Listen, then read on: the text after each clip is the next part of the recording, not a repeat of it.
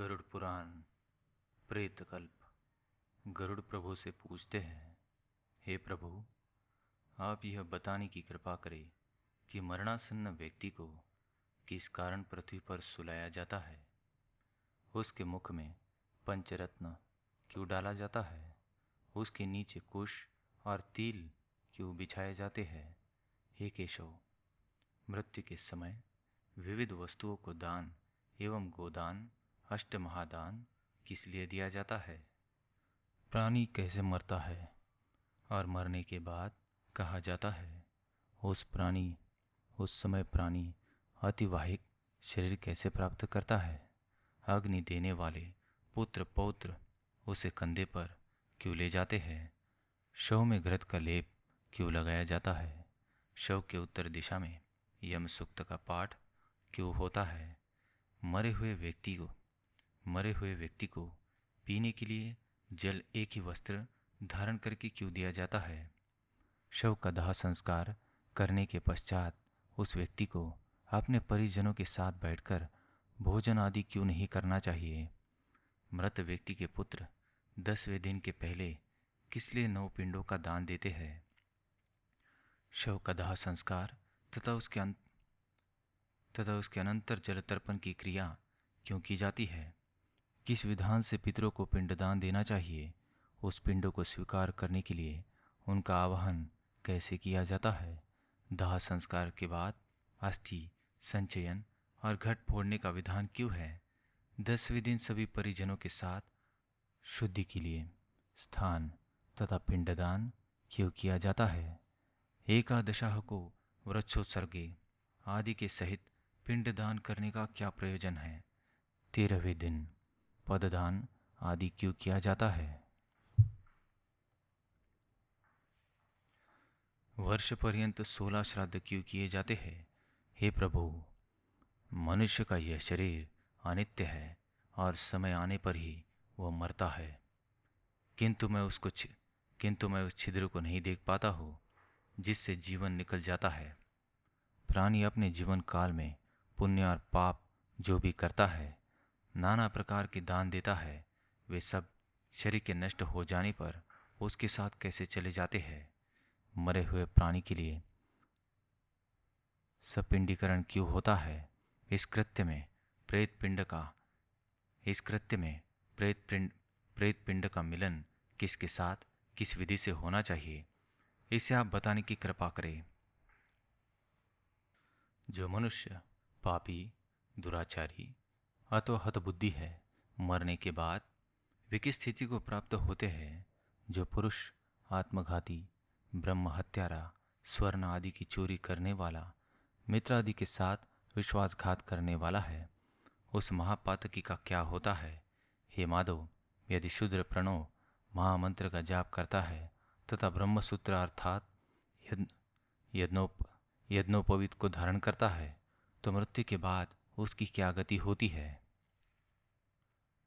गरुड़ जी कहते हैं कि हे विश्वात्मन, मैंने कौतूहलवश संपूर्ण जगत का भ्रमण किया। उसमें रहने वाले लोगों को मैंने देखा कि वे सभी दुखों में ही डूबे रहते हैं। उनके अत्यंत कष्टों को देखकर मेरा अंतकरण पीड़ा से भर गया। स्वर्ग में दैत्यों की शत्रुता से भय है। पृथ्वीलोक में मृत्यु और रोगादि से तथा अभिष्ट वस्तु के वियोग से लोग दुखी होते हैं। पाताल लोक में रहने वाले प्राणियों, नाग आदि को मेरे भय से दुख बना रहता है। हे प्रभु, आपके इस वैकुंठ धाम के अतिरिक्त अन्यत्र किसी भी लोक में ऐसी निर्भयता दिखाई नहीं देती है। काल के वशभूत इस जगत की स्थिति स्वप्न की माया के समान असत्य है। उसमें भी इस भारतवर्ष में रहने वाले लोग बहुत से दुखों को भोग रहे हैं। मैंने देखा है कि उस देश के मनुष्य राग, द्वेष तथा मोह आदि में आकंठ डूबे हुए हैं।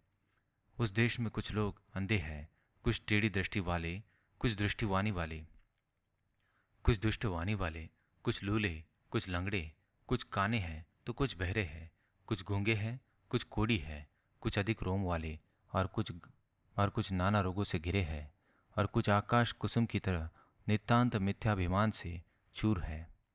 उनके विचित्र दोषों को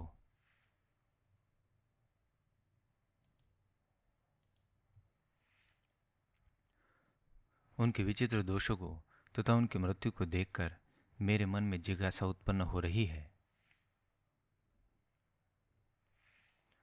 कि यह मृत्यु क्या है। इस भारतवर्ष में यह कैसी विचित्रता है। ऋषियों से मैंने पहले ही इस विषय में सामान्यतः यह सुन रखा है कि जिसकी विधि पूर्वक वार्षिक क्रियाएं नहीं होती उसकी दुर्गति होती है। फिर भी प्रभु, इसकी विशेष जानकारी के लिए मैं आपसे पूछ रहा हूं। हे उपेंद्र, मनुष्य की मृत्यु के समय उसके कल्याण के लिए क्या करना चाहिए, कैसा दान देना चाहिए, मृत्यु और शमशान भूमि तक पहुंचने की कौन सी विधि उपेक्षित है। चिंता में शव को जलने की क्या विधि है। तात्काल अथवा विलंब से उस जीव को कैसे दूसरी देह प्राप्त होती है। यमलोक को जाने वाले के लिए वर्ष पर्यंत कौन सी क्रिया करनी चाहिए। दुर्बुद्धि अर्थात दुराचारी व्यक्ति की मृत्यु होने पर उसका प्रायश्चित क्या है। पंचादिक में मृत्यु होने पर पंचाक शांति के लिए क्या करना चाहिए। हे देव, आप मेरे ऊपर प्रसन्न हो। आप मेरे इस संपूर्ण भ्रम को विनष्ट करने में समर्थ है। मैंने आपसे यह सब लोक मंगल की कामना से पूछा है, मुझे बताने की कृपा करें। गरुड़ की बातें सुनकर, गरुड़ के प्रश्न सुनकर भगवान श्री कृष्ण कहते हैं, आपने मनुष्यों के हित में बहुत ही महत्वपूर्ण बात पूछी है, जिसको देवतागण योगी जन नहीं देख सके। जो गुह्याति गुह्य है उसे मैं बता रहा हूँ। पुत्र की महिमा बताते हुए भगवान कहते हैं, यदि मनुष्य को मोक्ष नहीं मिलता तो पुत्र नरक से उसका उद्धार कर देता है। पुत्र और पौत्र के मरे हुए प्राणी को कंधा देना चाहिए तथा उसका यथाविधान अग्निदाह करना चाहिए। सबसे पहले गोबर से भूमि को लेपना चाहिए। तदनंतर जल की रेखा से मंडल बनाना चाहिए। इसके बाद उस स्थान पर तिल और कुश बिछाकर मरणासन्न व्यक्ति को कुशासन पर सुला देना चाहिए तथा उसके मुख में स्वर्ण आदि पंचरत्न डालने चाहिए। यह सब कार्य करने से वह प्राणी अपने समस्त पापों को जलाकर पाप मुक्त हो जाता है। भूमि पर मंडल बनाने का अत्यधिक महत्व बताया गया है। भूमि पर बनाए गए ऐसे मंडल में ब्रह्मा, विष्णु, रुद्र, लक्ष्मी तथा अग्नि आदि देवता विराजमान होते हैं। अतः मंडल का निर्माण अवश्य करना चाहिए। मंडल विहीन भूमि पर प्राण त्याग करने पर उसे अन्य योनि प्राप्त नहीं होती। उसकी जीवात्मा वायु के साथ भटकती रहती है। तिल और कुश की महत्ता बताते हुए भगवान कहते हैं कि हे गरुड़, तिल मेरे पसीने से उत्पन्न हुए हैं, अतः तिल बहुत ही पवित्र है। तिल का प्रयोग करने पर असुर, दानव और दैत्य भाग जाते हैं। तर्पण, दान एवं होम दिया गया तिल का दान अक्षय होता है। कुश मेरे शरीर के रोमों से उत्पन्न हुए हैं। कुश के मूल में ब्रह्मा, मध्य में विष्णु तथा अग्रभाग में शिव को जानना चाहिए। ये तीनों देव कुश में प्रतिष्ठित माने गए हैं। इसलिए देवताओं की तृप्ति के लिए मुख्य रूप से कुश की और पितरों की तृप्ति के लिए तिल की आवश्यकता होती है। देवताओं और पितरों की तृप्ति ही विश्व की तृप्ति हेतु है। अतः श्राद्ध की जो विधियाँ बताई गई है उन्हीं के अनुसार मनुष्य को ब्रह्मा, देव देवेश्वर तथा पितृजनों को संतृप्त करना चाहिए। ब्राह्मण, मंत्र, कुश, अग्नि और तुलसी के बार बार प्रयुक्त होने पर भी बासी नहीं होती। हे पक्षी श्रेष्ठ, विष्णु एकादशी व्रत, गीता, तुलसी, ब्राह्मण और गौ ये 6 दुर्गम अंश असार संसार में लोगों को मुक्ति प्रदान करने के साधन है। विष्णु एकादशी गीता तुलसी विप्रधेन वह असारे दुर्ग संसारे षटपदी मुक्तिदायिनी। मृत्यु काल में मरणासन्न के दोनों हाथों में कुश रखना चाहिए। इससे प्राणी विष्णु लोक को प्राप्त होता है। लवण रस पितरों को प्रिय होता है और स्वर्ग को प्रदान करता है। यह लवण रस भगवान विष्णु के शरीर से उत्पन्न हुआ है, इसलिए अन्न आदि के साथ लवण का दान करना चाहिए। इस पृथ्वी पर यदि किसी आतुर व्यक्ति के प्राण न निकलते हो तो उसके लिए स्वर्ग का द्वार खोलने के लिए लवण का दान करना चाहिए। उसके समीप तुलसी का वृक्ष एवं शालिग्राम की शिला को लाकर रखे। तत्पश्चात यथा विधान विभिन्न सूक्तों का पाठ करना चाहिए, क्योंकि ऐसा करने से मनुष्य की मृत्यु मुक्तिदायक होती है। उसके बाद मरे हुए प्राणी के शरीरगत विभिन्न स्थानों में सोने की शलाकाओं को रखने का विधान है, जिसके अनुसार क्रमशः एक शलाका मुख, एक एक शलाका नाक के दोनों छिद्र, दो दो शलाकाएं नेत्र और कान, एक शलाका लिंग तथा एक शलाका उसके ब्रह्मांड में रखनी चाहिए। उसके दोनों हाथ एवं कंठ भाग में तुलसी रखे। उसके शव को दो वस्त्रों से आच्छादित करके कुमकुम और अक्षत से पूजन करना चाहिए।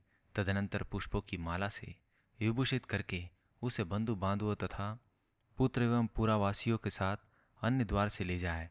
उस समय अपने बांधुओं के साथ पुत्र को मरे हुए पिता के शव को कंधे पर रखकर स्वयं ले जाना चाहिए। शमशान देश में पहुंचकर पुत्र पूर्वाभिमुख या उत्तराभिमुख वहाँ की उस भूमि पर चिता का निर्माण करवाए जो पहले से जली ना हो। उस चिता में चंदन, तुलसी, पालाश की लकड़ी का प्रयोग करना चाहिए। जब मरणासन्न व्यक्ति के इंद्रियों का समूह व्याकुल हो उठता है, चेतन शरीर जड़ीभूत हो जाता है, उस समय प्राण शरीर को छोड़कर यमराज दूतों के साथ चल देते हैं। उस समय जो प्राणी दुरात्मा होते हैं उन्हें यमदूत अपने पाश बंद से जकड़कर मारते हैं। जो सुकृति है उनको स्वर्ग के पार्षद सुखपूर्वक अपने लोकों को ले जाते हैं।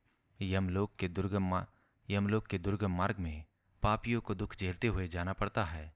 यमराज अपने लोक में शंख, चक्र तथा गदा आदि से विभूषित चतुर्भुज रूप धारण कर पुण्य कर्म करने वाले साधु पुरुषों के साथ मित्रवत आचरण करते हैं और पापियों को सन्निकट बुलाकर उन्हें अपने दंड से तर्जना देते हैं।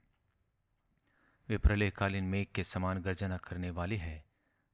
अज नगरी के सदृश उनका कृष्ण वर्ण है तथा एक बहुत बड़े भैंसे पर सवार होते हैं। वे महाक्रोधी एवं अत्यंत भयंकर है। भीमकाय दुराकृति यमराज अपने हाथों में लोहे का दंड और पाश धारण करते हैं। उनके मुख तथा नेत्रों को देखने से ही पापियों के मन में भय उत्पन्न होता है। इस प्रकार का महाभयानक यमराज जब पापियों को दिखाई पड़ते हैं, उस समय हाहाकार करता हुआ अंगुष्ठ मात्र का मृत पुरुष अपने घर की ओर देखता है। यमदूतों के द्वारा ले जाया जाता है। प्राणों से मुक्त शरीर चेष्टहीन हो जाता है। उसको देखने से मन में घृणा उत्पन्न होने लगती है। वह तुरंत अस्पृश्य तथा दुर्गंध युक्त और सभी प्रकार से निंदित हो जाता है। यह शरीर अंत में कीट, विष्ठा या राख में परिवर्तित हो जाता है। हे तार्क्ष, क्षण भर में विध्वंस होने वाले इस शरीर पर कौन ऐसा होगा जो गर्व करेगा। इस असत शरीर से होने वाले वित्त का दान, आदरपूर्वक वाणी, कीर्ति, धर्म, आयु और परोपकार ही सारभूत है। यमलोक ले जाते हुए यमदूत प्राणी को बार बार नरक का तीव्र भय दिखाते हुए डांट कर यह कहते हैं कि हे दुष्टात्मन, तू शीघ्र चल, तुझे यमराज के घर जाना है। शीघ्र ही हम सब तुझे कुंभिपाक नामक नरक में ले चलेंगे। उस समय इस प्रकार की वाणी और बंधु बांधवों का रुदन सुनकर ऊंचे स्वर में हा हा करके विलाप करता हुआ वो मृतक यमदूतों के द्वारा यमलोक पहुंचाया जाता है। धन्यवाद।